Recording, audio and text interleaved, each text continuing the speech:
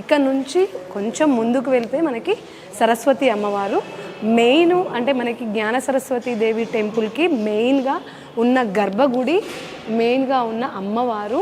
So దర్శించుకుందాం రండి.